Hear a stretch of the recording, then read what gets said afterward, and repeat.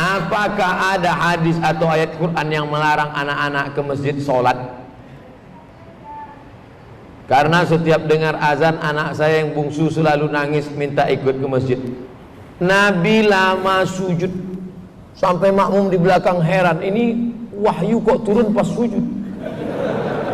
Setelah Nabi bangkit, barulah sahabat di belakang tahu rupanya cucunya naik ke atas. Itu menunjukkan bahwa membawa anak kecil boleh, tapi cucu Nabi, tak macam cucu kita. Cucu Nabi itu tengoklah patuh, baik. Cucu awak macam hantu. Makanya ulama membagi anak kecil itu menjadi 3 level.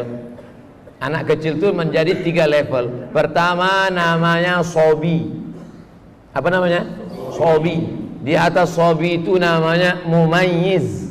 Di atas mumayyiz itu namanya amrod. Sobi 5 tahun, 4 tahun ke bawah. Ini tak bisa. Karena dia tak bisa membedakan mana kawan, mana lawan, mana makanan, mana kotoran. Tak bisa. Inilah umur 5 tahun ke bawah ini. Kalau kita gini kan, kita pula diginikannya. Tak bisa. Dari umur 5 mumayyiz, umur 5 sampai agak-agak mau akil balik, 5 ke 10. Ini mumayyiz. Mumayyiz. Nah, nanti kalau ayah sholat diam ya nak ya, diam ya. Jangan nganggur. Itu bisa. Diam ya. Ini mumayyiz. Bajunya Abdul Somad pula. Ini mumayyiz. Yang mumayyiz ini bisa. Nanti kita letakkan dia kalau anak di sudut sana ya. Mumayyiz bisa. Yang amrod ini, amrod artinya udah hampir tumbuh bulunya tapi masih halus, bulu janggutnya masih halus.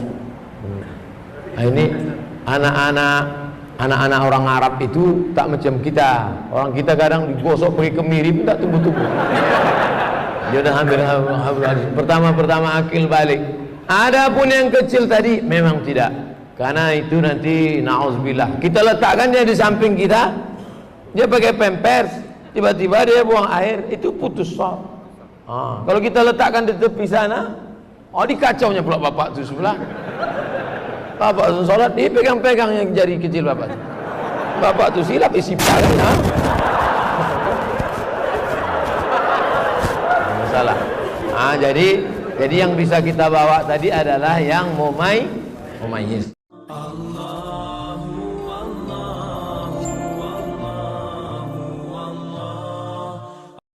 Kami sudah terapkan dari beberapa tempat di Bekasi, di anak-anak tuh dikasih saf-saf di luar khusus ya. Bahkan ada nanti sebagian yang diminta bimbing di situ, sebagiannya untuk sholat-sholat biasa itu. Di mereka dapat saf yang di luar, mereka senang dengan dunianya. Jadi kalau mereka ada yang keluar, mereka keluar, yang main di situ, karena belum ada kewajiban mutlak untuk mereka dan tidak terganggu yang lainnya ya. Zaman Nabi begitu Pak.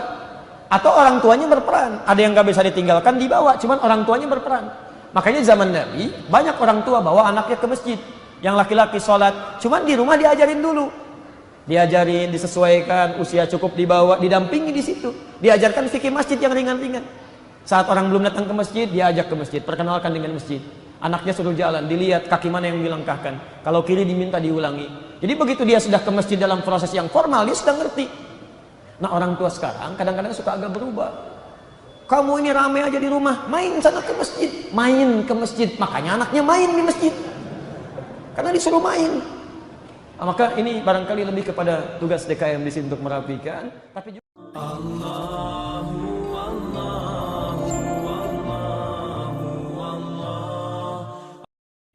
Apakah benar ada hadis yang mengatakan bahwa anak kecil pemutus saf? Bila iya, bagaimana bila kami ingin mengajak anak kecil belum balik belajar sholat berjamaah? Apakah memang posisinya harus di paling belakang, tidak boleh berada di tengah-tengah orang dewasa? Tidak dikatakan, tidak ada lafaz hadis yang mengatakan anak-anak pemutus saf, tapi yang ada adalah memang kalau anak-anak itu masuk dalam saf kemudian mereka keluar bermain-main kan gitu, maka yang berdiri di saf harus merapatkan, kalau tidak berarti terjadi pemutusan saf. Itu betul gitu kan. Tapi kalau anak-anak masuk dalam saf dianggap pemutus saf, itu tidak benar. Itu tidak benar. Abdullah bin Abbas, Abdullah bin Umar ya kan gitu, sahabat-sahabat Nabi yang masih muda-muda itu waktu mereka mulai belajar hadis dari Nabi SAW dan mereka ikut berjamaah sholat di masjid, itu mereka belum balik. Abdullah bin Umar itu pertama belajar hadis umur 9 tahun bersama Nabi SAW. Abdullah bin Abbas umur 10 tahun. Memang anak-anak muda, anak-anak masih kecil-kecil, belum balik malah pada saat itu. Tapi mereka ikut berjamaah di masjid. Abdullah bin Umar mengatakan tidak pernah ketinggalan sholat berjamaah di masjid selama beliau memang tidak ada udzur, beliau selalu hadir di masjid, gitu kan? Jadi memang beliau hadir di masjid, jadi tidak ada masalah itu. Makanya saya sarankan ikhwah-ikhwah yang mau ajak anaknya untuk belajar mengajar mereka berjamaah, biasakan dulu kiat ini, jalankan ya. Biasakan yang poin pertama, anak kita ikut dulu sholat di rumah. Kita lagi sholat sunnah, ajak anak kita sholat di sebelah, gitu kan? Biarin dia terbiasa dulu dengan gerakan-gerakannya. Jadi dia mengenal, berdirikan di sebelah kita supaya dia mengenal shaf, gitu kan? Rangkul pada saat selesai sholat kalau dia masih lari-lari. Bahasakan walaupun dia belum bisa ngomong. Saya berapa kali terapin ke anak-anak saya. Jangan dianggap anak kena belum bisa ngomong berarti dia tidak paham, enggak. Ya, coba ngomong. Ya, walaupun belum mengerti, anak-anak saya banyak yang dari kecil masih mungkin belum setahun saya ajak ngomong kadang-kadang. Ya, saya ajak ngomong ya dengan kalimat-kalimat yang saya harapkan supaya jadi baik. Insya Allah jadi anak solihah ya nak, insya Allah jadi anak soleh ya. Dinasihatin, ngomongin. Kalau saya lagi sholat di sebelah saya, sering anak saya laki-laki ikut. Lalu setelah dia lari-lari, saya ajak lagi duduk ya di sebelah saya nasihatin lagi. Walaupun dia masih belum mengerti, belum 2 tahun, tapi saya ngomong sama dia. Orang kalau sholat nggak boleh lari-lari ya, dinasihatin saja. Nanti satu waktu tiba saatnya di mana dia sholat. Kalau kita sholat dia tahu, dia berdiri di sebelah kita, ruku dia ruku, kita sujud dia sujud. Dan itu sudah mulai dilakukan oleh anak saya yang belum 2 tahun sekarang. Awalnya dia lari-lari. Setelah saya coba nasihatin begitu, saya sholat dia berdiri di sebelah saya. Saya ruku dia mulai bisa ruku, saya sujud mulai bisa sujud, gitu kan? Dia sudah mulai paham kalau sholat tidak boleh lari ke sana sini. Nah itu layak antum ajak ke masjid. Jangan belum tahu sholat antum ajak, nanti kacamatanya orang diambil, nanti dia lari-lari di saf.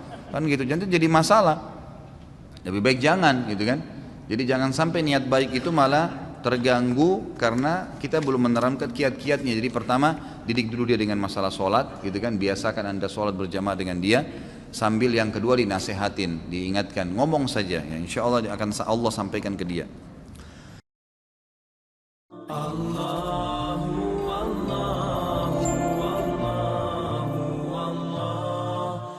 Para ulama beri syarat, kalau anak-anak dibawa ke masjid, maka harus tidak boleh ribut, kecuali aradan, kecuali di luar dugaan, di luar seperti Rasulullah SAW pernah mempercepat sholatnya karena mendengar buka as-sabi, ada anak kecil yang menangis.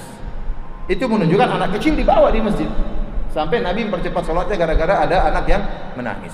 Karenanya ya, kalau ada anak-anak kita dibawa oleh orang tua mereka, kita wasiatkan kepada orang tua mereka untuk menjaga anak-anaknya. Bagaimana cara menjaga anak-anak tersebut? Karena anak-anak ini memang harus dibawa ke masjid untuk melatih mereka pergi ke masjid, untuk melatih mereka menjadi anak-anak masjid, bukan anak-anak jalanan. Untuk mempersiapkan mereka menjadi remaja masjid, kemudian menjadi bapak-bapak masjid, kemudian menjadi kakek-kakek masjid ya belakangannya. Ya. Oleh karena sejak kecil dibawa untuk terbiasa ke masjid. Nah kita wasiatkan kepada orang tua, tatkala membawa anak mereka ke masjid, ditatar sewaktu keluar dari rumah menuju ke masjid, diingatkan, nak jangan ribut di masjid, nak awas kalau ribut di masjid, nanti habis sentil ke telingamu. Pokoknya begitu sampai di masjid dia tenang, karena dalam perjalanan dikasih tahu, kamu jangan begitu, masjid tempat ibadah, masjid tempat baca Quran, jangan ribut, jangan ganggu orang tua, jangan ganggu orang lain, jangan bikin malu abi. Terus begitu sampai di masjid dia sudah tenang.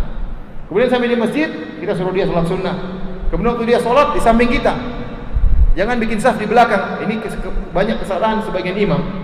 Mereka mengatakan, oh anak-anak di belakang, anak-anak di belakang. Sudah bikin geng di belakang mereka. Jadi sebenarnya jangan, biar anak-anak sholat di samping orang tuanya masing-masing.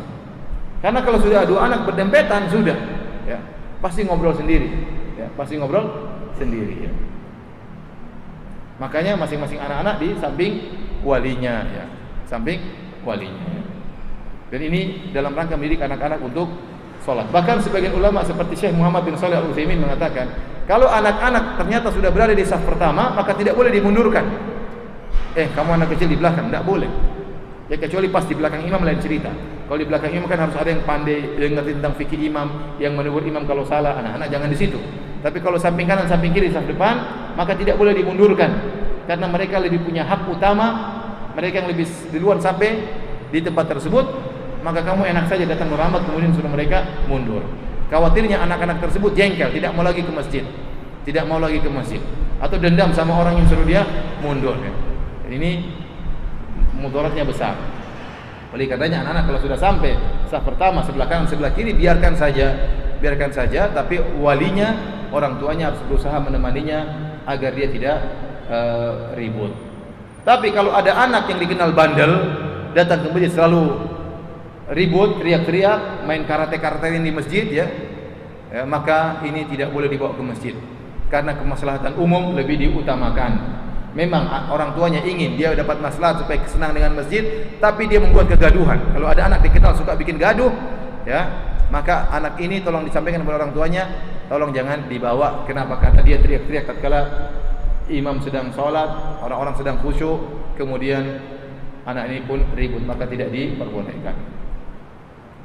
Tapi kalau wajar-wajar saja maka tidak mengapa, karena terlalu banyak dalil yang menunjukkan bahwasanya di zaman Nabi banyak anak-anak yang ikut ke masjid. Masalah anak-anak, kalau memang fenomena ternyata karena kekhusyuan dalam sholat juga sangat diperlukan, ketenangan dalam sholat juga sangat diperlukan. Kalau ternyata kenyataannya anak-anak selalu ribut, kalau sesekali nggak jadi masalah. Tapi kalau selalu dan selalu punya geng sendiri, maka dilarang aja anak-anak.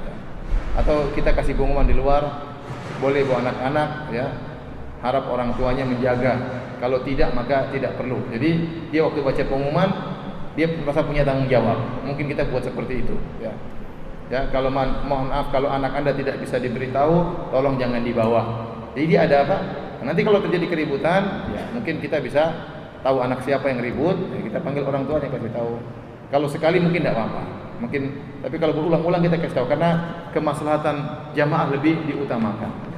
Anak kemudian lari-lari teriak-teriak. Saya pernah sholat ada imamnya baca Alhamdulillahirrahmanirrahim, anak juga Ar-Rahmanirrahim Maliki Yaumiddin. Nanti pas amin dia amin duluan daripada imamnya, kan orang jadi terganggu. Kemudian habis selesai ngelotot sama bapaknya. Jadi boleh kita tulis anak-anak yang tidak bisa diatur jangan dibawa ke masjid, boleh, karena memang mengganggu kemaslahatan. Tapi kalau sesekali itu biasa. Di zaman Nabi juga ada anak tiba-tiba menangis. Tahu-tahu Hasan atau Husain naik di atas leher Nabi SAW sesekali. Tapi kalau sering ribut, maka kemaslahatan, kekhusyuan musallin, orang-orang salat lebih diutamakan. Lebih diutamakan. Wallahu a'lam bishawab.